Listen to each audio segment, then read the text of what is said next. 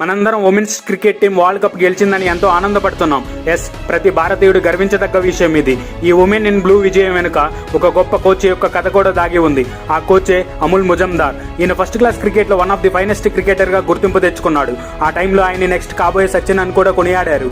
కానీ most అన్లక్కీయెస్ట్ person గా తన క్రికెట్ కెరియర్ ముగించాల్సి వచ్చింది. 20 ఏళ్లకు పైగా రంజీలు ఆడుతూ నేషనల్ టీంలో ఆడే ఛాన్స్ ఎప్పుడు వస్తుందా అని ఎంతగానో ఎదురు చూశాడు. కానీ ఆ ఛాన్స్ రానే రాలేదు. అతను మొత్తంగా 260 ఇన్నింగ్స్ ఆడి దాదాపుగా 12,000 పరుగులు చేశాడు. అయినా నేషనల్ టీంలో ఆడే ఛాన్స్ రాలేదు. సచిన్, గంగోలీ, ద్రావిడ్ లాంటి ప్లేయర్లకు వచ్చినటువంటి అవకాశాలు అతనికి రాలేదు. ఒక ప్లేయర్ గా ఇండియాకు రిప్రజెంట్ చేయాలనే తన కళ నెరవేరకపోయినప్పటికీ తన కళకు మరో దిశను, మరో మార్గాన్ని ఎంచుకొని 2023లో టీమిండియా ఉమెన్స్ టీమ్ కి కోచ్ గా జాయిన్ అవ్వి వరల్డ్ కప్ ని లక్ష్యంగా పెట్టుకొని ప్లేయర్స్ అందరికీ శిక్షణను ఇచ్చాడు. ఆ శిక్షణను అందిపుచ్చుకున్న టీమిండియా ప్లేయర్స్ ఎంతో కఠోర శ్రమ చేసి ప్రపంచ కప్ గెలిచి త్రివర్ణ పతాకాన్ని ప్రపంచ దేశాల ముందు రెపరెపలాడించారు. ఒక కోచ్ గా తాను పడ్డ కష్టానికి చేసిన త్యాగాలకు ప్రతీకగా team India women's team captain world cup గెలిచిన మరుక్షణం తన గురువు అయిన అమూల్ ముజుమ్దార్ సార్ కాళ్లకు పాదాభివందనం చేసింది.